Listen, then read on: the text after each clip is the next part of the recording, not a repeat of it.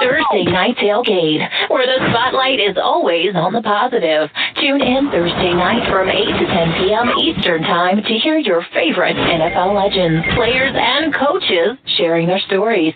Now back to Chris and Bob. I wouldn't joke about anything else that happens here tonight. And now back with us here on Thursday Night Tailgate is the Dean of Atlanta Sports Talk Radio and a member of our 2017 Guest Hall of Fame class, and that's Mr. Beau Bock. Beau's been a wonderful friend of the show over the last several years. Bob and I always look forward to having Beau on the show. And like I say, he's been the Dean of Atlanta Sports Talk Radio since 1973. And nobody in this town knows more about what goes on with Atlanta sports than Beau does. His insights and knowledge, second to none. We're excited that he's a member of our Hall of Fame, and he's back with us again tonight here on TNT. Hey, Beau, Chris, and Bob, thanks for coming back on the show. Beau. Hey, guys, how you doing? We're fantastic. How are things going with you, Beau? Good. I haven't received my mustard-colored jacket yet. It must be in the mail from the Hall of Fame. I keep going out and telling people, wherever I go, I'm in the Hall of Fame. And they say, where's your jacket? And I feel like a schmuck. You know what I mean? Because I don't have one. You got to hit him with that bat we gave you. There you go. You got the bat, though. I carry that around. I love that. Thank you. There you go. So, Beau, we got to start. We got to start our time with you tonight talking about the Falcons. 1-2. I'm sure not the start that anybody here in Atlanta thought, or Dan Quinn was certainly looking for. And boy, it's a struggle mostly on defense, right? They're ranked 26th and 28th against the pass and run, respectively. Is it time to worry about the Falcons, or do you think they're going to right the ship? We're going to right the ship, but it's only going to be. I mean, what do you count as righting the ship? It certainly we're not going to bring the Titanic up to the top with this turnaround. But the other thing is, where are we going? There's no direction with this club. There's no leadership. There's no culture. There's no backbone to this team. I'm dying to see what happens this week. As a favorite, and because the story's still not told. We don't know if Dan Quinn can coach or not. He came out with that great season. 2015 was cool.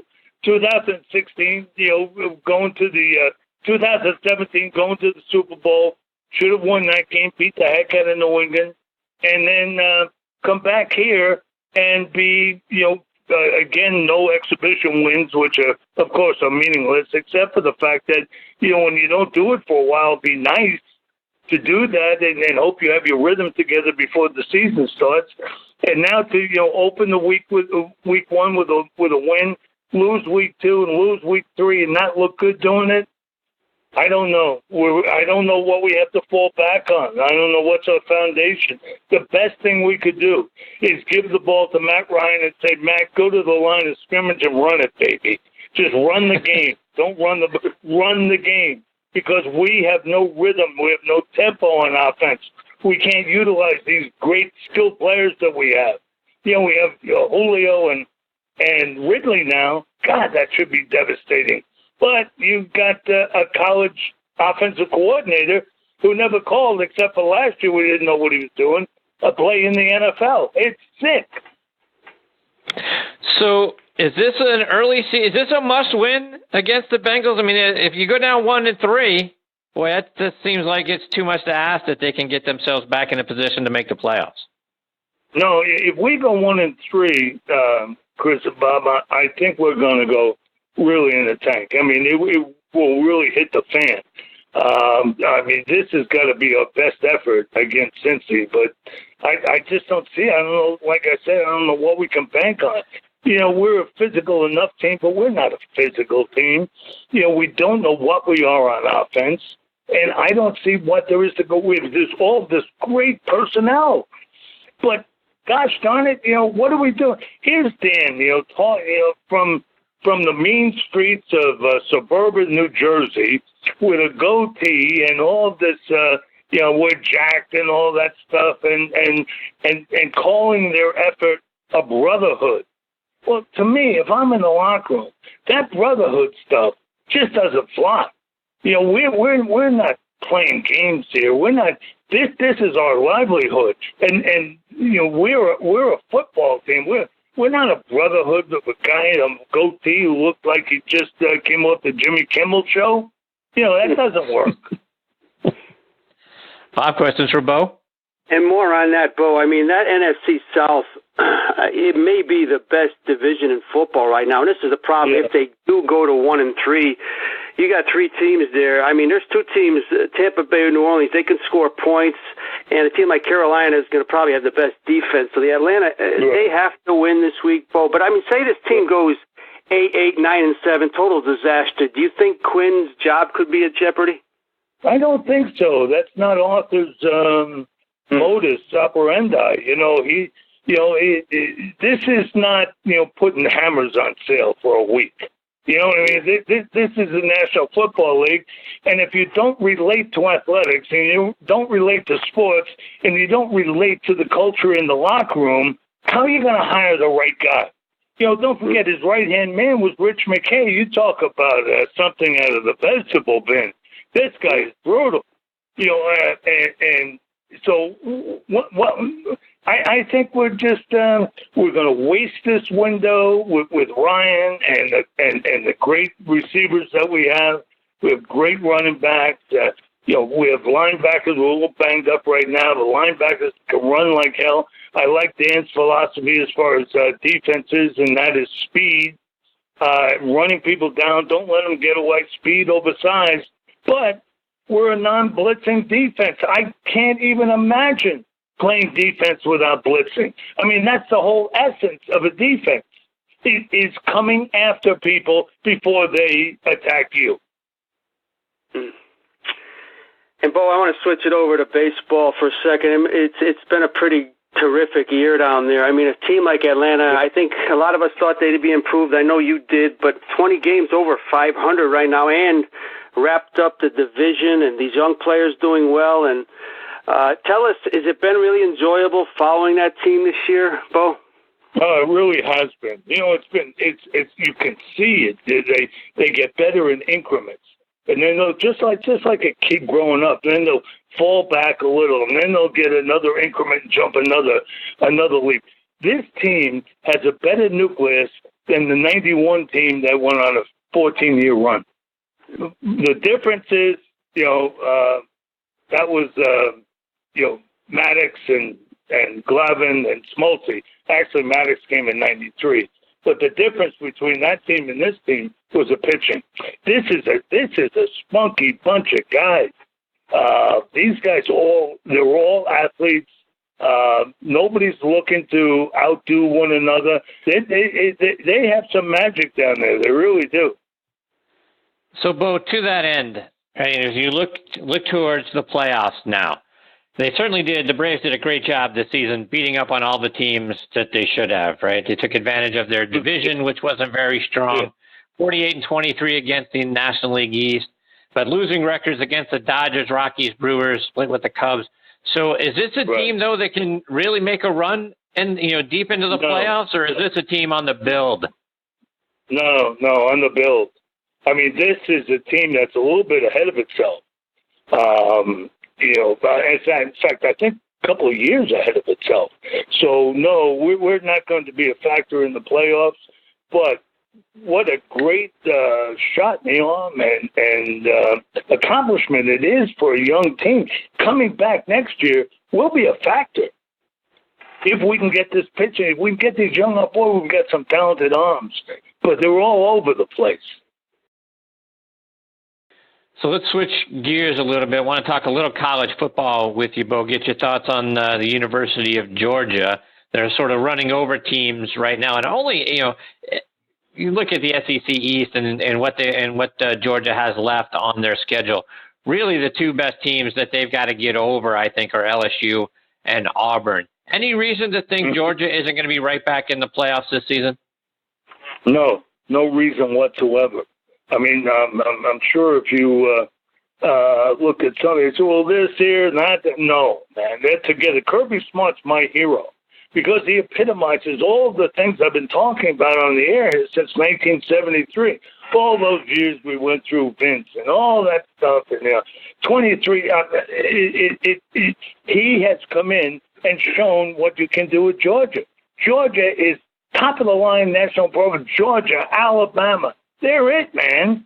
And Kirby is handling this perfectly from a psychological point of view. He said, we don't care who we play. We're only playing against us. We're playing up to our own standard. And that, that's magical. I mean, wait till you see what they do to Tennessee on Saturday. Beau, I want to go back. And the other thing with Kirby's feelings about, Pruitt. I mean, you talk about a guy. Hey, Tennessee says, look, we got a defensive coordinator from Georgia and from FSU and from Alabama. How about that? Well, give me a defensive coordinator from, Jacksonville State who wins. Can you do it with bad players? Because you got bad players at Tennessee. Can you do it because you're talking FSU, Alabama, and Georgia, all the players you want? I would be more impressed if you came from places where they won without that type of talent. And, Beau, I want to go back a little bit in Georgia history. Our next guest, Jeff Pearlman, has got a new book out about the USFL, and he talks in that book about when Herschel Walker left to go and join the USFL. Do you remember what it was like around here when that announcement happened and when he left? I'll never forget it. I mean, that was Nirvana. The whole Herschel career and experience was, if you like athletics and you like football, he was it, man. He uplifted everybody around him. And I remember when he went, I was brokenhearted, but I also knew that he was a little banged up. And I also knew that he was upset just like everybody else, that in every single down, the quarterback would turn around and hand the ball to Herschel in the same spot, same place, didn't line them up differently. Well, people would tee off on him. As soon as he got to the New Jersey Generals, they got him split out. They got him doing everything on the field. And I think Herschel just got tired of just every yard he made, he had to leave some skin on the field. Bob, more for Beau? And Beau, we've been talking tonight, and I got to get your opinion. I'm sure you've seen it. I mean, when you told me us earlier about blitzing the quarterback, I'm thinking, what good is it if you can't hit the quarterback? So I got to ask you, Beau, about this whole thing going on. It's going to change the way guys play the game. It's going to change aggressiveness. It's kind of ridiculous. It is. I agree. I mean, that was last night. That was absurd. Watching that game with all the whistles and, guys just following through. You can't stop in midair. You can't stop at the culmination of your rush. Momentum carries you through. So it's something that they talked about tonight, before the Rams game. And, the officials are trying to get used to it. So some of those calls, I mean, if you're a top rung official in this league, call it. It's part of the game. Know when to pull the rag too. But you're right. It's terrible. They're trying to judiciate this game just too much. And one thing before I let you go, Beau, I mean, the Atlanta Hawks, we're coming up on basketball season, a nightmare season last year. What do you expect this coming season? Hopefully growth. Trey Young, and mark this down, guys. We're not going to make any noise this year, but hopefully we can develop a little bit. And, Jeremy Lin, they brought in to run the point and to teach Trey Young. But, guys, Trey Young can't play in the league. I don't know what we did. I love what Schwenk is doing down there. I love the fact that Tony Ressler, the new owner, has got some ideas. I like where they're going. But how they came with Trey Young at that pick in the draft is beyond me. He doesn't have enough speed. When he turns the corner, he doesn't have enough quicks to get to the hoop. It's to me, I don't know how they made that mistake. But we'll see. Maybe I'm wrong. And to answer your question, practice has been closed. That for the last 2 days, the first days of camp. What good is that when you got an arena that just changed its bones, that you've got a new team that you're trying to sell tickets for, that you've got guys coming to your franchise looking for publicity and excitement? What good does it do to keep the media out of the first two practices or out of any practice? It makes no sense to me. And yet it's rampant because there's so many guys who just don't care. So I can't answer your question about the Hawks because I haven't seen them yet in camp. And I don't know when. I think Monday they've got an exhibition game.